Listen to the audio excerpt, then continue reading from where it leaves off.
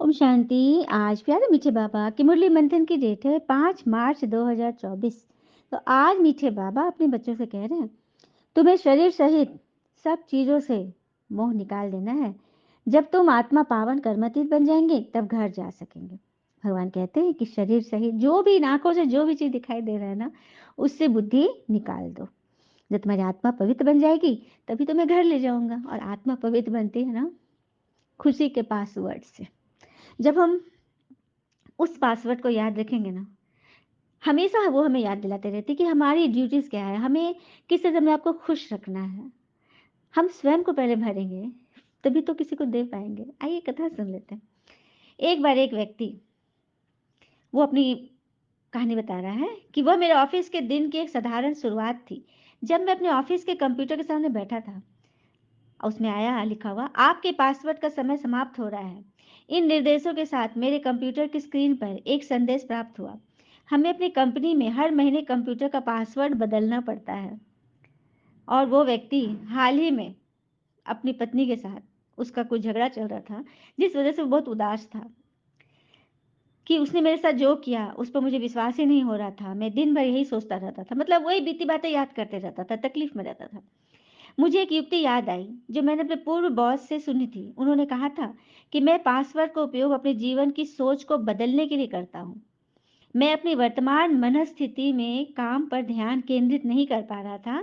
Password बदलने के विचार से मुझे याद दिलाया कि मुझे अपने हाल के जो मेरे साथ जो घटना घटी वाइफ के साथ, उस कारण में हालत का शिकार नहीं होना चाहिए। और मैंने इसके बारे में कुछ और करने का निर्णय लिया। और उसने क्या किया, अपने पासवर्ड बनाया, फॉरगिव हर, मतलब उसे माफ कर दो। ये उसके पासवर्ड का लेटर, जो 8 लेटर होता है ना, वो डालना होता है पासवर्ड। मुझे यह पासवर्ड हर दिन कई बार टाइप करना पड़ता था। जब जब मेरा पास कंप्यूटर लॉक हो जाता था, क्योंकि उसका कंप्यूटर का ही काम था और हर बार पासवर्ड खोलना पड़ता था, तो लिखना पड़ता था फॉरगेट हर। तो जब जब मैं टाइप करता था तब तब मेरा कंप्यूटर लॉक हो जाता था, इसलिए मुझे टाइप करना पड़ता था। हर बार जब मैं दोपहर के भोजन से वापस आता तो मुझे लिखना पड़ता था, उसे माफ कर दो, फॉरगिव हर। उस सरल क्रिया ने मेरी पत्नी के बारे में मेरे नजरिए को बदल दिया। सुलह के इस निरंतर स्मरण से मुझे परिस्थिति को स्वीकार करने के लिए प्रेरित होना पड़ा। और मेरे डिप्रेशन का जो मेरा मन हो गया था, दुखी चिंताग्रस्त हो गया था, मैं उसे बाहर निकल गया। क्योंकि बार बार मुझे वो टाइप करना पड़ा, फॉरगेट हर, फॉरगेट हर। तो बाबा भी हमें क्या बोलते हैं, स्वमान में रहो, मैं शांत स्वरूप आत्मा हूँ, मैं शांत स्वरूप आत्मा हूँ, मैं शक्ति स्वरूप आत्मा हूँ। और ये करके हम अपने जीवन पे उन परिस्थितियों पे जीत जाते हैं। अगली बार वो आदमी कह रहा है, फिर अगली बार जब मुझे अपना पासवर्ड बदलना पड़ा तो मैंने अगले काम के बारे में सोचा जो मुझे करना है। मेरा पासवर्ड था नो स्मोकिंग फॉर एवर, मतलब वो स्मोक भी करता था, तो उसने ये टाइप कर नो स्मोकिंग। और इस कदर उसका वो आदत भी छूट गया। तो देखा, तो जो चीज हम मन में फीड करते हैं ना, उन्हीं चीजों को हम आकर्षित करते हैं। तो समझ में आया ना सभी को प्रश्न? आत्मा को किस बात से बहुत डर लगता है, वो डर क्यों है? उत्तर, आत्मा को शरीर छोड़ने से बहुत डर लगता है क्योंकि उसका शरीर में मोह हो गया है। अगर कोई दुख के कारण शरीर छोड़ना भी चाहता है तो भी उसे पाप कर्म की सजा तो भोगनी ही पड़ती है। संगर पर तुम बच्चों को कोई भी डर नहीं, तुम्हें और ही खुशी है कि हम पुराना शरीर छोड़ बाबा के पास जाएंगे। मतलब किसी बात का, क्यों मृत्यु से सबको भय होता है, जब उससे ही भय नहीं है तो फिर किस बात का भय? और कोई भी चीज तो बदलना ही है। हाँ, दुख है, कहते हैं ना, दुख है, जीवन में दुख है, संसार में दुख है, तभी तो मंदिर है और देवता है, वरना इनकी दरकार ही नहीं थी। सुखधाम में तो न मंदिर होते न देवता होते, है ना बड़ी बात। ओम शांति। मीठे मीठे बच्चों को समझाया गया है कि एक है ज्ञान, दूसरा है भक्ति। ड्रामा में यह नूंद है। ड्रामा के आदि मदन को कोई नहीं जानते, तुम बच्चे ही जानते हो। सत्युग में तो मरने का डर ही नहीं रहता, क्योंकि वह तो अमर लोक है, वहां मृत्यु का नाम ही नहीं है। हाँ, और बाकी परम धाम उसको कहते हैं मुक्ति धाम, जहाँ शरीर ही नहीं, वहां तो आत्मा रूप में, तो वहां भी कोई भय नहीं है ना। फिर बाबा कहते हैं मनुष्य पुरुषार्थ तो करते हैं, भक्ति आदि करते हैं ना, वहां जाने के लिए, भगवान से जाकर मिले, भगवान से मिलने के लिए खुशी होती है।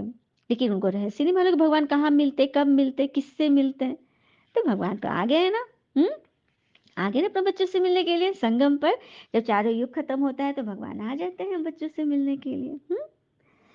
फिर बाबा आगे कह रहे हैं कि दान करते रहेंगे तो धारणा भी होगी। जितना आप ज्ञान धन दान करोगे उतना धारणा होगी, नहीं तो धारण होना मुश्किल हो जाएगा। हम्म। तुम बच्चों को शरीर सहित इन आंखों से जो भी चीज दिखाई देता है उनसे बुद्धि योग निकाल देना, मतलब अच्छी अच्छी चीजें लो। बाकी बुरी, जैसे सूप का काम क्या होता है, छलनी का काम क्या होता है, अच्छी चीजें रखे वेस्ट चीजें निकाल देते। उसी तरह से ये ज्ञान को तुम छलनी समझो, सूप समझो, फटक फटक के वो बाहर निकाल देता है। लेकिन इसको हम जितना विश्वास करेंगे इस पर तभी तो, क्योंकि विश्वास ही तो बड़ी चीज है ना। हम्म। हम्म। कहते हैं ना कि किसी को सुनने से ज्यादा उसे समझने की कोशिश करो, क्योंकि हर कोई उतना कह नहीं पाता जितना वो महसूस करता है ना। तो ये भी तो रिश्ते की नींव को मजबूत करती है ना। बाबा कह रहे अभी तो सब पते थे, इसलिए 5 तत्वों के पुतले से मोह हो गया है। ये शरीर 5 तत्वों का पुतला ही तो है। हाँ, इसलिए मोह न रखो किसी भी चीज में। अपने कर्म पर, अपने पुरुषार्थ पर। फिर बाबा ने बोला देह अभिमान है सबसे कमजोर बनाने वाला। अब बाबा की याद से हमें शक्ति मिलती है, क्योंकि कमजोर बन गए हैं। इसीलिए हमें ताकतवर बनना है। कहते भी ना चिंता ताकि कीजिए। किसका चिंता करना है? जो पास्ट हो गया उसका क्या चिंता करना है? और चिंता तो फिर चिता क्यों ले जाती है? हम्म। फिर बाबा सुनाते हैं, देखने में आता है ना, समझ में आता है। आत्मा को देखा है क्या? किसी ने देखा है क्या आत्मा को? नहीं ना। हम्म। आत्मा को फील करना है, जैसे हवा है ना उसी तरह से दिखाई तो नहीं देती, लेकिन वो प्राण वायु है। हम्म। फिर बाबा ने आगे बोला मुझे याद करने के लिए माया तुमको बहुत हैरान करती है, घड़ी घड़ी बुला देती है। बाबा अनुभव भी सुनाते हैं, मैं बहुत कोशिश करता हूँ परंतु फिर भी माया अटक डालती है। ब्रह्मा बाबा कह रहे हैं मैं बहुत कोशिश करता हूँ, लेकिन माया तो हमें खींचती है। तो ये सब बुद्धि से समझने की बातें हैं। योग बल से ही विकर्म विनाश होते हैं। ज्ञान से दिन हो गया, फिर कोई भी तकलीफ नहीं। अभी रात है ना, रात के बाद तो सुबह होना ही है। कभी ऐसा हुआ है हम्म कि रात ने सुबह होने से, सूरज ने सुबह निकलने से इनकार कर दिया हो? रात ही रात हो, सुबह तो होना ही है। इसलिए दुख है तो सुख तो आना ही है, और सुख है तो फिर दुख भी आना है। दोनों चक्र है। हम्म। अभी तुम बच्चों की कितनी विशाल बुद्धि हो गई है, ये दोनों ही इकट्ठे हैं, ब्रह्मा बाबा और शिव बाबा, बाप दादा। अच्छा, मीठे मीठे बच्चों प्रति भगवान की नमस्ते, हम बच्चों की भी प्यारे बाबा को नमस्ते। धारणा के लिए मुख्य सार, पहले पॉइंट, पावन बन बाबा के साथ घर जाने के लिए इस 5 तत्वों के पुतले से कोई मोह नहीं रखना है, शरीर छोड़ने का डर निकाल देना है। दूसरी पॉइंट, याद की यात्रा का चार्ट बड़ी खबरदारी से बढ़ाते रहना है। योग बल से आत्मा को पावन बनाए, कर्मातीत बन ईश्वरीय लॉटरी को विन करना है। वरदान, सिद्धि को स्वीकार करने के बजाय सिद्धि का प्रत्यक्ष सबूत दिखाने वाले शक्तिशाली आत्मा भव। सिद्धि को स्वीकार करने के बजाय सिद्धि का प्रत्यक्ष सबूत दिखाने वाले शक्तिशाली आत्मा भव।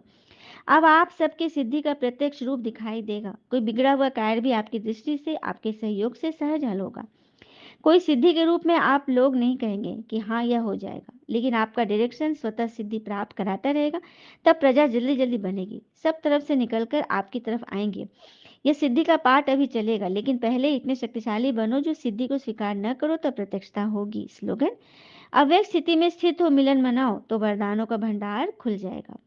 अव्यक्त स्थिति में मिलन मनाओ तो वरदानों का भंडार खुल जाएगा। तो सिद्धि को स्वीकार करना है।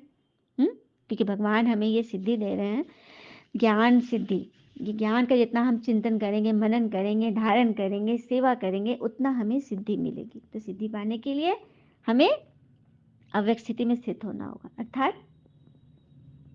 देह में रहते भी देह से उपराम। अच्छा, ओम शांति। शुक्र मीठे बाबा, वो बाबा के प्यारे प्यारे बच्चे, आप सबका जीवन सदैव शुभ हो। ओम शांति।